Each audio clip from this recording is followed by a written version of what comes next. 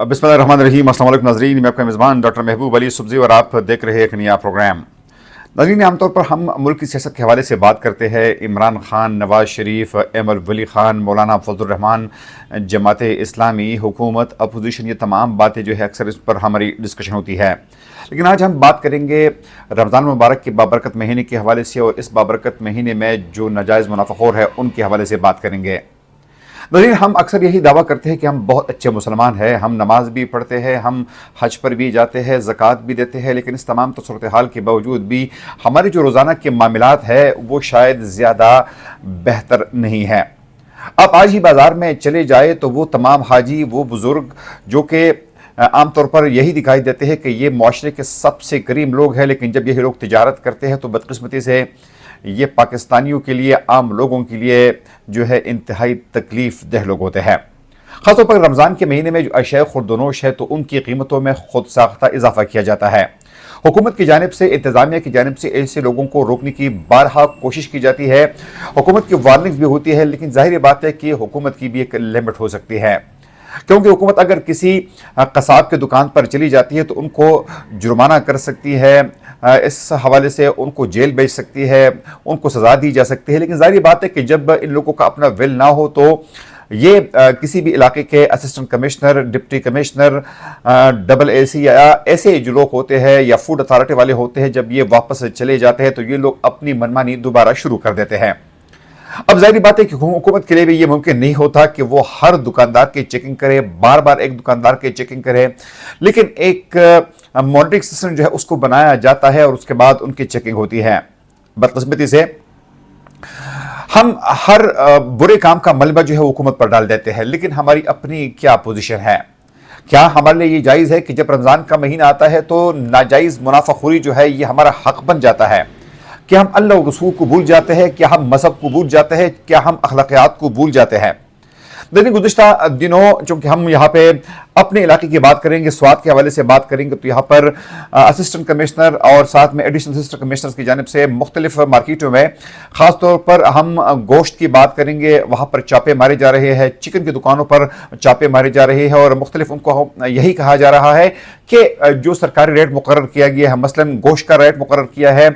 850 روپے فی کلو، لیکن آپ سوات کے سب سے بڑے شہر منگورا کو دیکھیں، آپ مٹا کو دیکھیں، آپ کبل کو دیکھیں، اس طریقے سے آپ خیبر پختونخوا کے دیگر علاقوں کو دیکھیں تو ہر جگہ پر آپ کو یہی گوشت جو ہے یہ 1000 سے بھی زیادہ قیمت پر ملے گی۔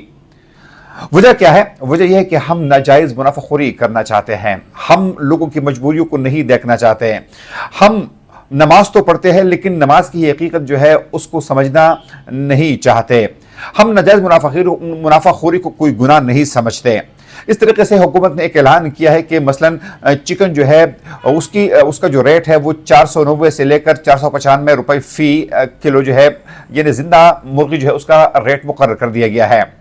تو اگر آپ مارکیٹ میں عام چکن بھی لے لیں تو اس کی قیمت 1000 روپے سے زیادہ نہیں ہونی چاہیے، لیکن یقین کریں آپ اگر آج مارکیٹ میں چلے جائیں تو آپ کو وہی مرغی، وہی چکن جو ہے یہ 1300 سے 1400 روپے پر ملے گا۔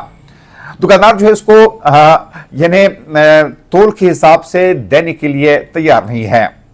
یہ لوگ قانون کو نہیں مانتے، اخلاقیات کو نہیں مانتے، مذہب کو نہیں مانتے، اور پھر اپنے آپ کو اچھے اور سچے مسلمان بھی کہتے ہیں۔ اس حوالے سے گزشتہ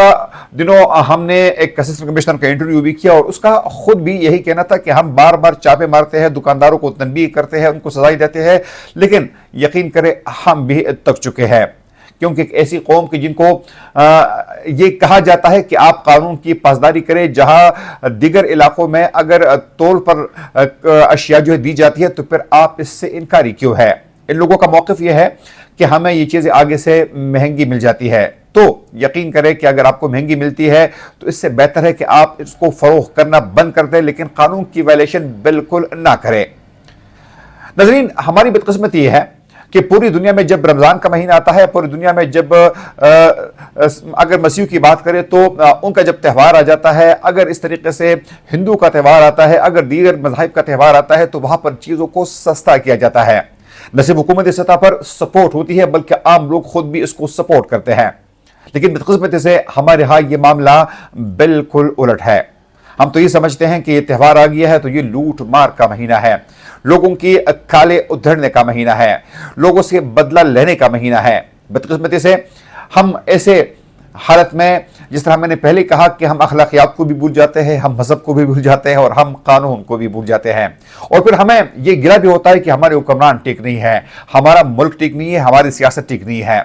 حکمران جو ہے یقیناً یہ رعایا کی ڈپیکشن ہے،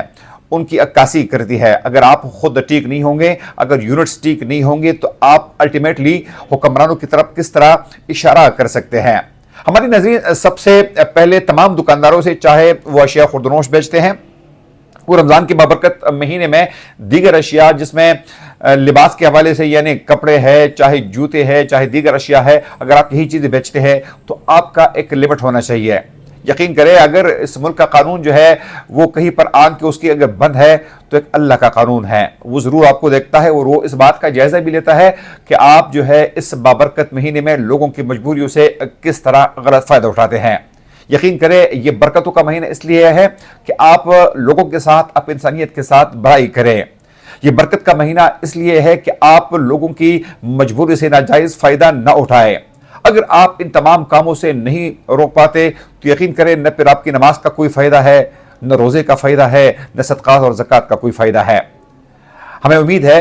کہ پاکستان کے شہری، خیبر پختونخوا کے شہری اور سوات کے شہری جو ہے وہ سکون سے جی سکیں گے، اور دکاندار، تجارت پیشہ افراد، یہ خاندار جو ہے یہ لوگوں پر رحم جو ہے وہ ضرور کریں گے۔ اگلے پروگرام تک اپنے میزبان ڈاکٹر محبوب علی صبحی کو اجازت دیجیے۔ اللہ حافظ۔